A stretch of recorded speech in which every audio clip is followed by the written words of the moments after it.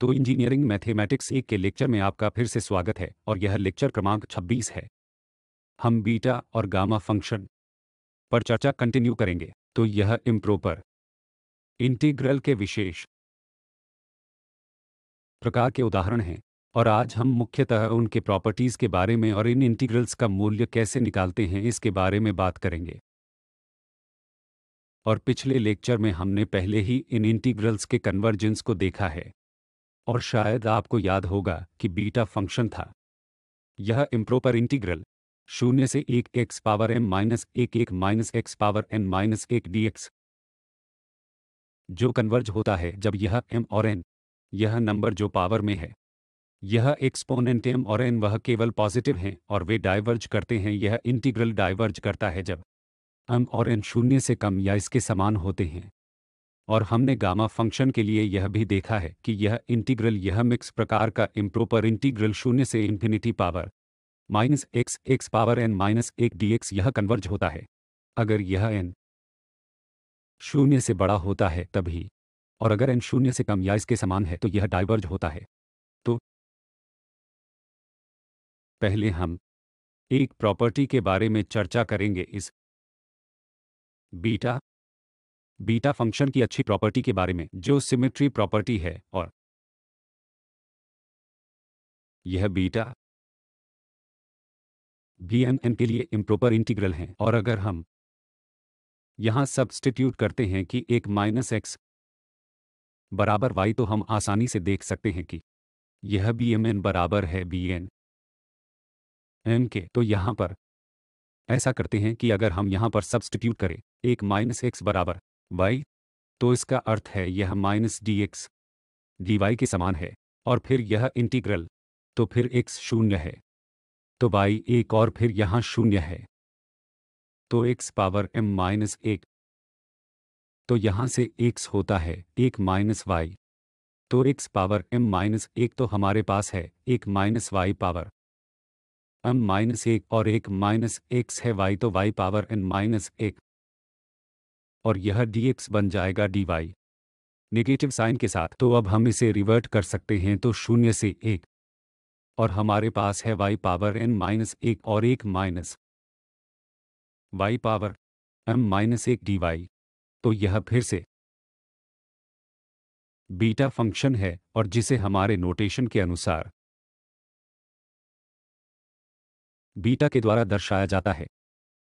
तो यहाँ है 1 माइनस तो y पावर n माइनस 1 तो यह n है और 1 minus y power m minus 1 तो नोटेशन के अनुसार यह है बीटा n m। तो यह बीटा n m इस बीटा m n के समान है। तो हमारे पास सिमेट्री प्रॉपर्टी है तो इससे फर्क नहीं पड़ता कि इस बीटा को हम m n के साथ कंप्यूट करें या बीटा n m के साथ। तो अब आप इस बात को ध्यान में रखेंगे भविष्य में चर्चा के लिए। और तो इस बीटा फंक्शन को हल कैसे करें मूल्यांकन करना प्रश्न है क्योंकि ये विशेष इंटीग्रल है इम्प्रॉपर इंटीग्रल और इस बीटा फंक्शन को हल करते समय विशेष ध्यान रखना होगा। तो मान लीजिए कि n पॉजिटिव नंबर है तो कई केसेस में हम कह सकते हैं कि या हम इस इंटीग्रल को बहुत आसान तरीके से कंप्यूट कर सकते हैं। तो पहले केस में हम यह कंसिडर कर रहे हैं कि n पॉजिटिव नंबर है तो इस केस में कंसिडर करेंगे कि बीटा m n दिया हुआ इंटीग्रल। और अब अगर हम इसे पार्ट्स में इंटीग्रेट करते हैं और अगर इस n को पॉजिटिव इंटीजर लेते हैं तो हम डिफरेंशिएट करेंगे फंक्शन के इस पार्ट को और फिर यह इंटीग्रेशन के लिए होगा जब हम पार्ट्स में इंटीग्रेशन करेंगे तो यह होगा यहाँ x पावर m माइनस 1 का इंटीग्रल होगा जो है x पावर m और इस m से डिवाइड किया है इस x पावर m माइनस 1 के लिए और अब यह वैसे ही रहेगा तो 1 minus x power n minus 1 और फिर हमारे पास यह 0 से 1 की लिमिट है प्लस ये x पावर m माइनस 1 का इंटीग्रल माइनस साइन के साथ है लेकिन यह कंपनसेट हो जाएगा। तो यहाँ x power m divided by n और फिर हमारे पास n माइनस 1 है और 1 minus x power n minus 2 और dx। तो यहाँ पर n-1 है और इसे m से डिवाइड किया है, तो हमारे पास अब क्या बचा है n-1 और डिवाइडेड बाय m। हमने यह इंटीग्रल से बाहर लिया है, इसलिए इंटीग्रल बनेगा 0 से 1 x power m n 1 minus x power n-2 और यह dx है। तो हमने केवल इंटीग्रल को पार्ट्स में इंटीग्रेशन किया है, यह ध्यान में रखते हुए कि इस n को पॉजिटिव इंटीजर लिया गया है।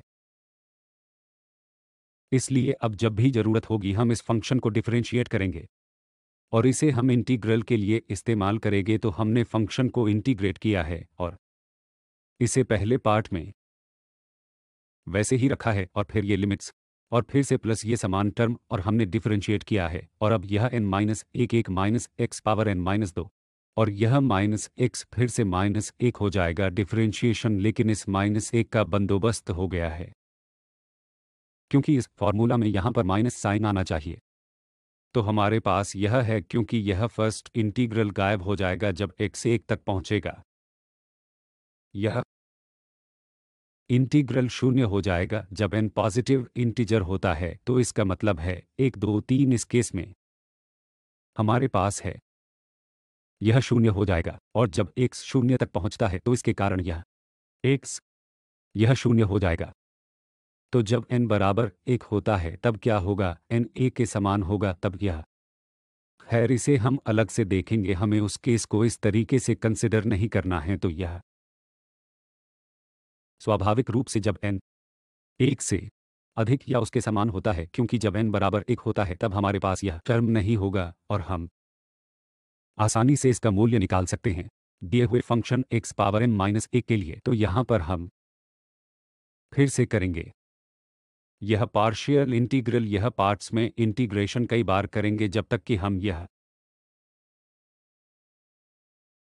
एक्सपोनेंट यह पावर n-2 निकाल नहीं देते। तो n के अनुसार हमें कई बार डिफरेंट इंटीग्रेट करना होगा।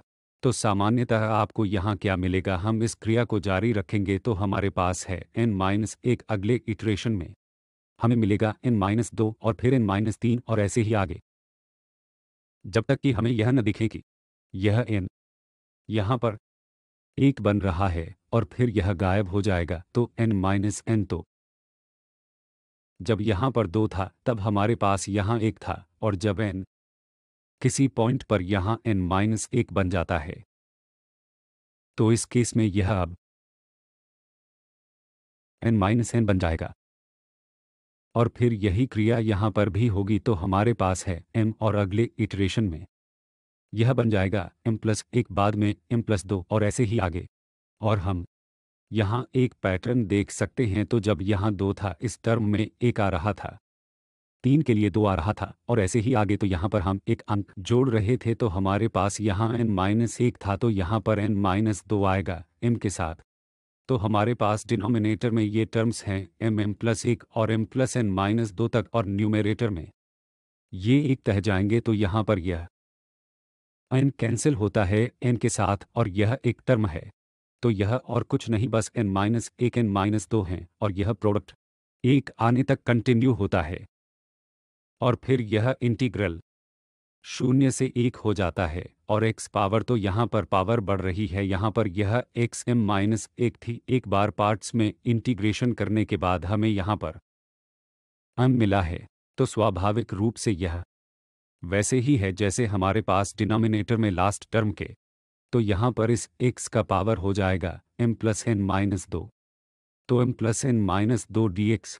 और अब यह इंटीग्रल है जिसमें कोई अन्य टर्म नहीं, m-x टर्म पूरी तरह से गायब हो गया है।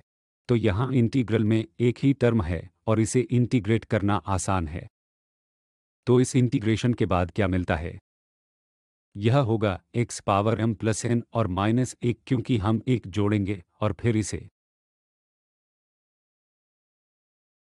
फिर से इस टर्म से डिवाइड करेंगे और फिर हमारे पास 0 से 1 की लिमिट्स हैं। तो जब हम यह x बराबर 1 डालते हैं तब हमें मिलेगा 1/m+n-1 और यही कारण है कि हमने यहाँ यह प्रोडक्ट लिया है m+n-1 तक, जो अगला टर्म है जब हम वहाँ एक जोड़ते हैं तो हमारे पास यहाँ कंटिन्यूटी है, हमारे पास है एम एम प्लस 1 से इस एम प्लस एन माइनस 2 तक और फिर आखिरी term M plus N minus 1।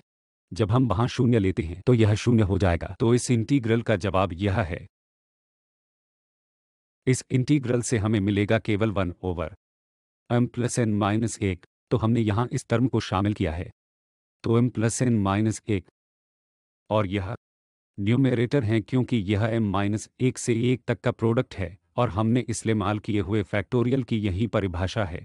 तो अब यह नोटेशन है फैक्टोरियल n माइनस 1 जो हमने इस n माइनस 1 और n माइनस 2 से 1 तक के प्रोडक्ट के लिए इस्तेमाल किया है। तो यह बीटा m n जब n पॉजिटिव इंटीजर है तो हमें मिलता है, यह है फैक्टोरियल n माइनस 1 और फिर यहाँ यह प्रोडक्ट m m प्लस 1 से m प्लस n माइनस 1 तक। तो जब हम एक m को पॉजिटिव अज्यूम करते हैं तब ऐसे ही कर सकते हैं और ध्यान में रखते हुए कि यह बीटा सिमेट्रिक फंक्शन है जो हमने पहले देखा है, तो यहाँ कोई भी समस्या नहीं है, आपको सिमिलर फॉर्मूला मिलेगा, इस m की जगह n होगा। तो इस केस में हमने कोई भी पॉजिटिव नंबर लेकर देखा है, तो जब हमने कोई भी पॉजिटिव इंटीजर लिया तो हमें मिला है यह बीटा एम एन बराबर यह फैक्टोरियल n माइनस 1 और यह m टर्म्स का प्रोडक्ट। हम यही similar calculations m positive integer होने पर भी कर सकते हैं और इस केस में भी हमें सिमिलर परिणाम मिलेगा और परिणाम में हमें केवल इस m की जगह पर n होगा। यहाँ एक सेपरेशन होगा m माइनस 1 फैक्टोरियल और फिर ये टर्म्स n n प्लस 1 और समान term m plus n minus 1। और अगर दोनों इंटीजर्स हैं m और n दोनों इंटीजर्स हैं तो इस केस में हम या तो यह केस को उदाहरण के लिए ले सकते हैं, तो जब यहाँ m भी इंटीजर है तो इसका मतलब है हमारे पास m m प्लस 1 और ऐसे ही आगे। तो फिर से 1 के अंतर के साथ इन इंटीजर्स का प्रोडक्ट यहाँ दिख रहा है। तो अगर हम न्यूमेरेटर में डिनोमिनेटर टर्म में मल्टीप्लाई करते हैं साथ ही m माइनस 1 m माइनस 2 से 1 तक, तो मूलतः यहाँ यह साइड तो हमें क्या मिल रहा है 1 2 3 और ऐसे ही आगे m माइनस 1 और यह product m plus n minus 1 तक जाता है। तो यहाँ पर भी यह और कुछ नहीं बल्कि फैक्टोरियल m माइनस 1 है, तो यह था फैक्टोरियल n माइनस 1 टर्म। तो यहाँ हमने फैक्टोरियल m माइनस 1 टर्म से मल्टीप्लाई किया है और फिर यह भी 1 से m प्लस n माइनस 1 का प्रोडक्ट होता है, तो यह फिर से factorial m plus n minus 1 बन रहा है। तो हमारे पास है m माइनस 1 यहाँ और फैक्टोरियल n माइनस 1 और डिनोमिनेटर में यहाँ हमें मिलेगा m plus n minus 1 factorial.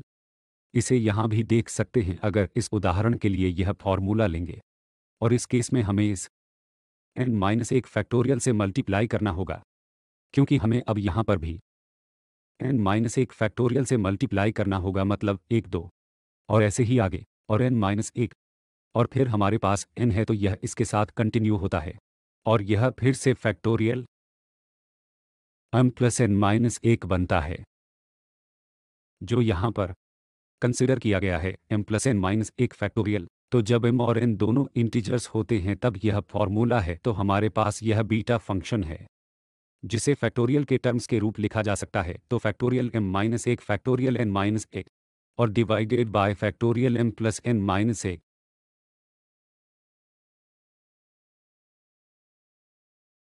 और अब गामा फंक्शंस का मूल्यांकन करेंगे तो हम इस इंटीग्रल को लेंगे 0 से infinity power minus x x power और dx और हम वही आइडिया का इस्तेमाल करेंगे कि पार्ट्स में इंटीग्रेट करके हमें इस गामा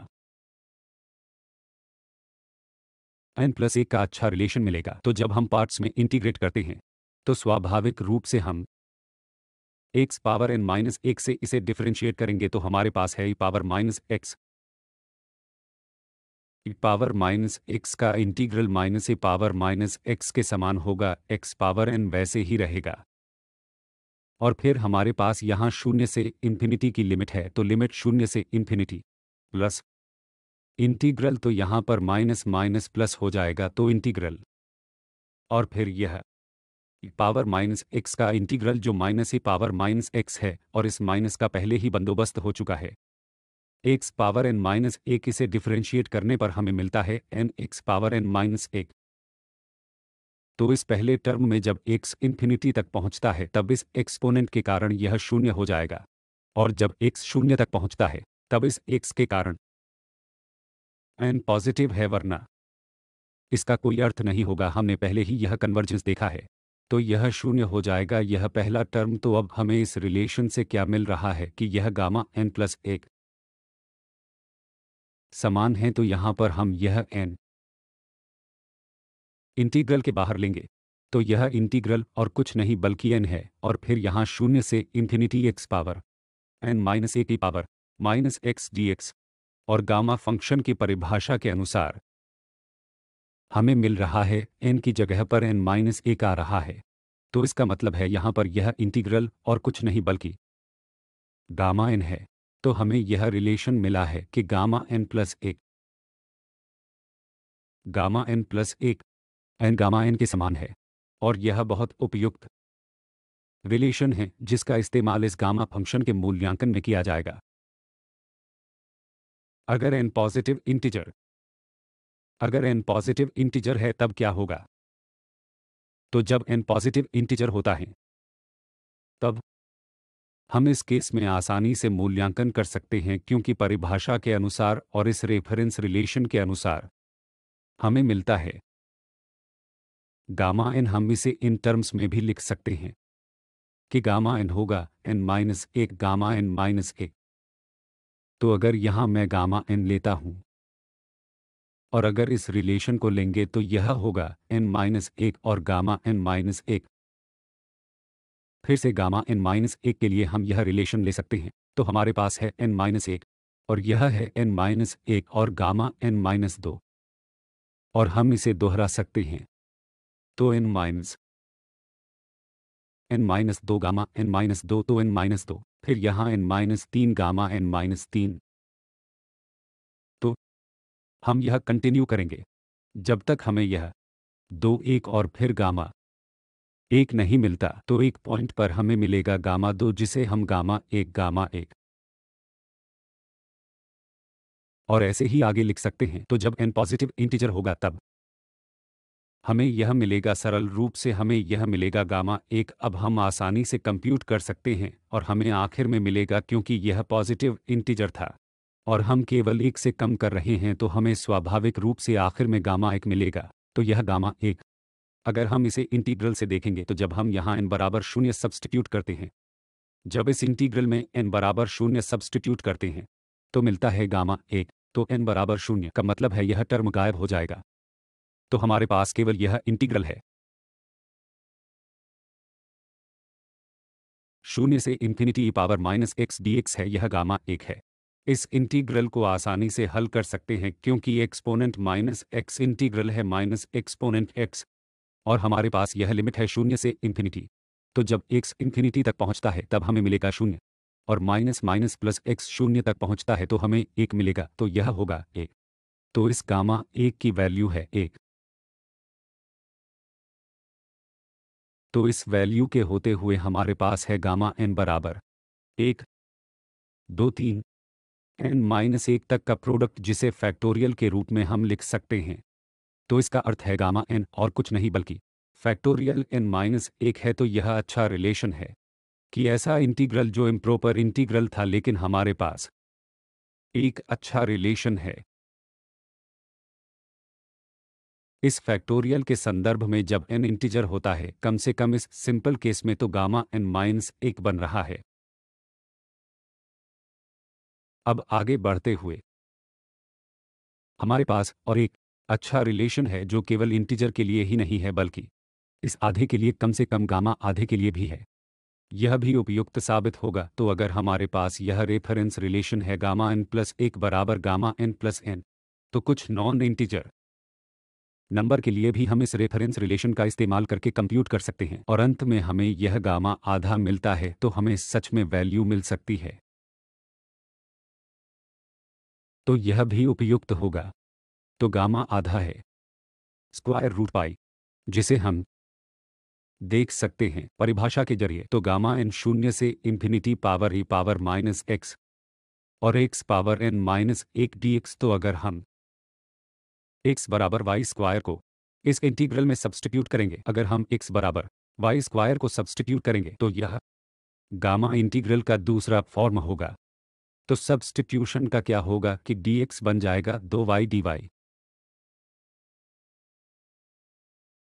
लिमिट्स समान रहेंगे तो हमारे पास होगा शून्य से infinity e power minus Y square और यह x बन जाएगा y स्क्वायर। तो y 2n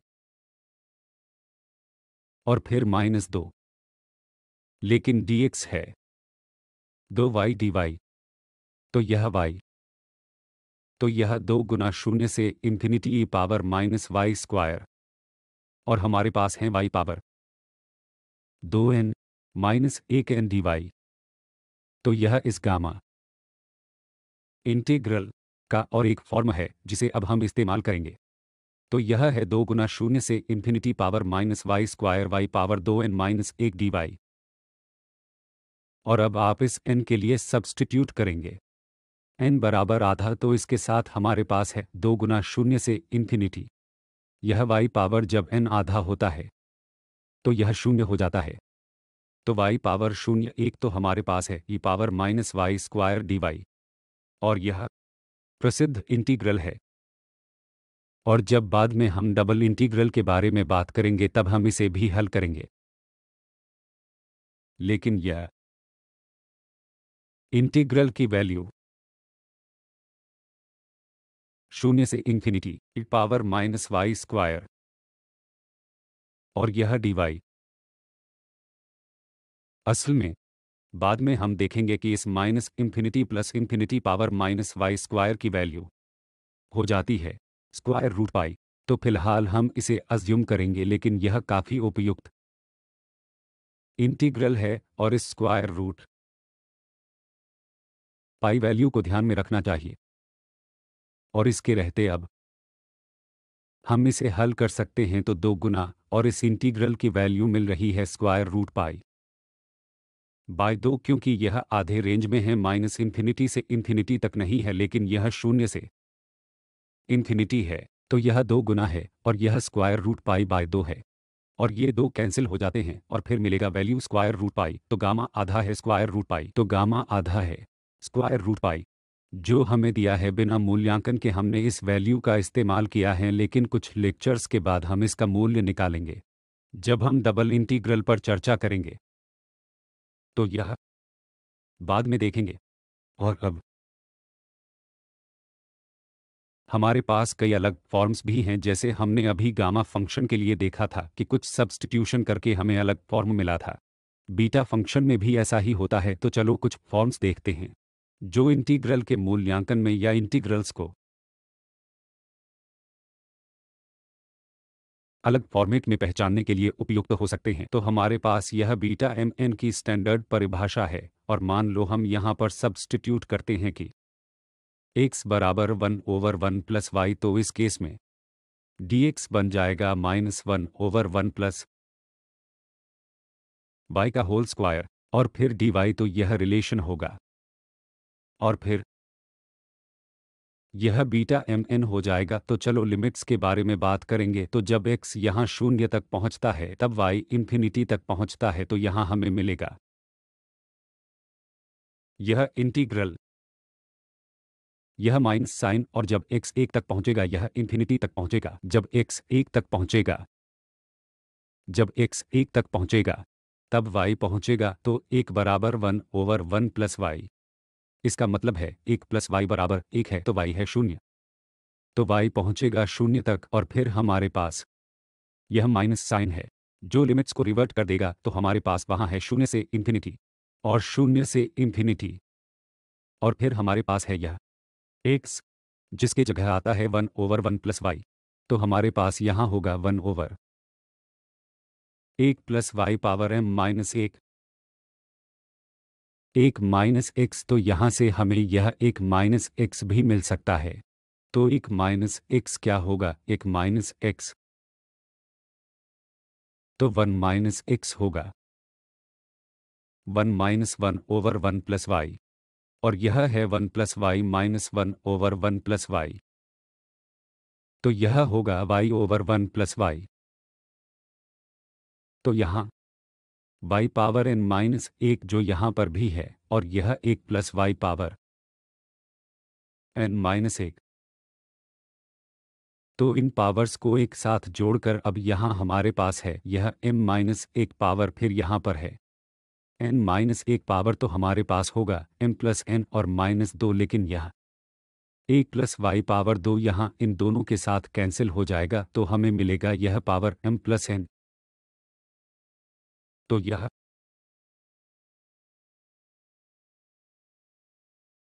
बीटा फंक्शन का और एक फॉर्म है। यहाँ दिया है y पावर n माइनस 1 और 1 plus Y power m plus 1, और हमें ध्यान में रखना चाहिए कि इस सब्स्टिट्यूशन के साथ इंटीग्रल के लिमिट्स पूरी तरह से बदल जाते हैं। तो मूल इंटीग्रेट था 0 से 1, लेकिन यह भी समान फंक्शन है पर 0 से इन्फिनिटी तक है।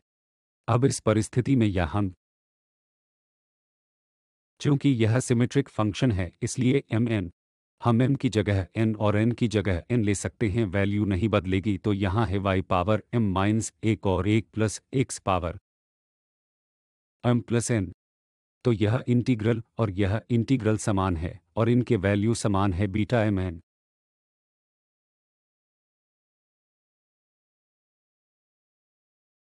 जब हम x बराबर साइन स्क्वायर थीटा सब्स्टिट्यूट करते हैं तब हमें एक और फॉर्म मिल सकता है। तो जब यह x बराबर साइन स्क्वायर थीटा होता है तो फिर से यह बन जाएगा साइन स्क्वायर 2 m माइनस 1, यह होगा 1 माइनस साइन स्क्वायर थीटा, तो यह होगा कॉस स्क्वायर थीटा। तो यहाँ हमारे पास होगा cos square theta power n minus 1, यहाँ होगा sine square theta power m minus 1, और फिर dx बन जाएगा 2 साइन थीटा, और साइन थीटा बन जाएगा कॉस थीटा, और d थीटा, और फिर लिमिट। तो लिमिट जब x 0 है तो थीटा भी 0 होगा, जब 1 होगा तो यह होगा पाई बाय 2।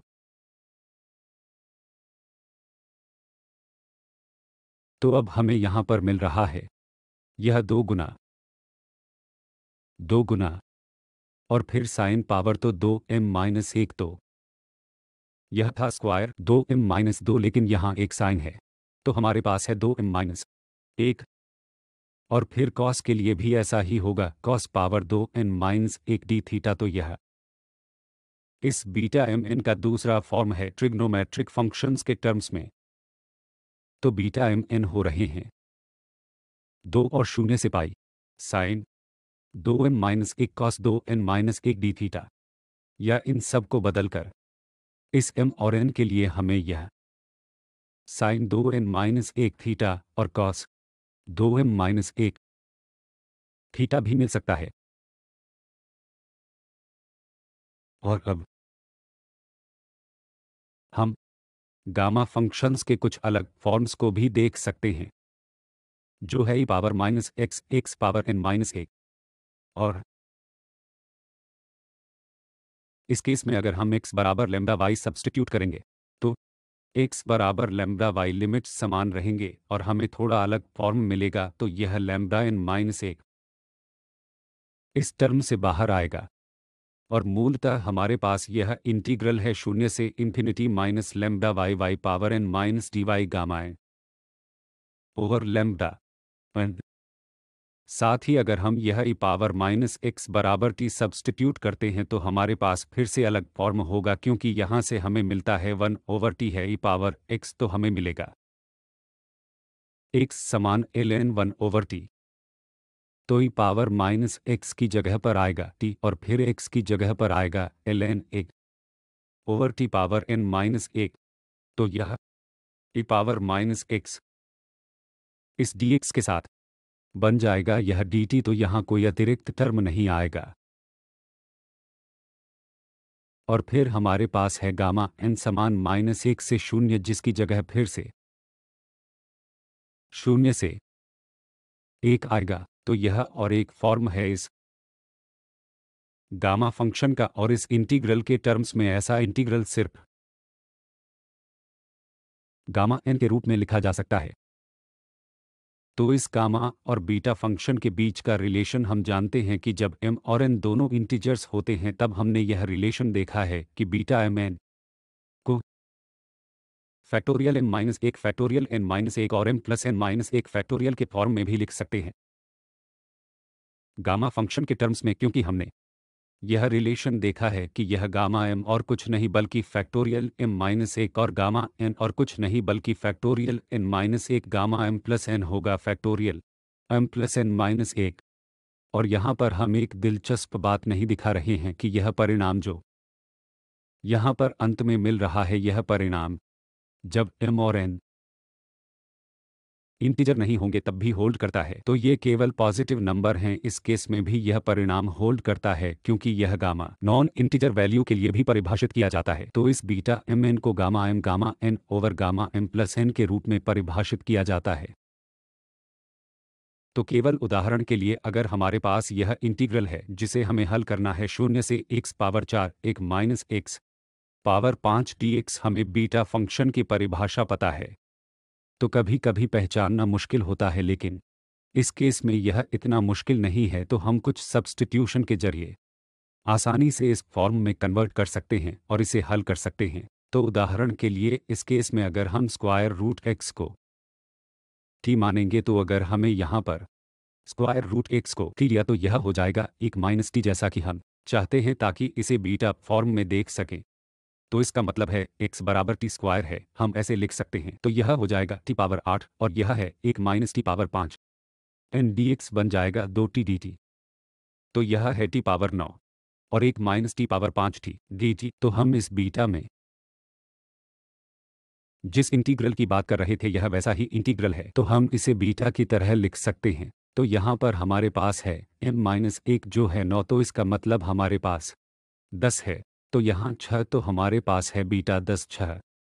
तो यह 2 गुना है और यह बीटा फंक्शन 10 और 6 का आर्ग्यूमेंट है जिसे हम हल कर सकते हैं। यहाँ ये इंटीजर्स हैं, तो गामा 10 गामा 6 और गामा 16 और पहले दिखाए हुए फॉर्मूला के अनुसार इनका योग और इस गामा का हम मूल्य निकाल सकते हैं। तो यह है फैक्टोरियल 9, यह है फैक्टोरियल 5, यह है फैक्टोरियल 15 और हमें इसे और सरल रूप दे सकते हैं और यह होगा नंबर 1 ओवर 15015। तो हम इस बीटा फंक्शन की मदद से ऐसे कई इंटीग्रल्स का मूल्य निकाल सकते हैं। तो इसका निष्कर्ष यह है कि हमने बीटा फंक्शन की 2 परिभाषाएं और इन फंक्शंस का मूल्य कैसे निकालते हैं यह देखा है।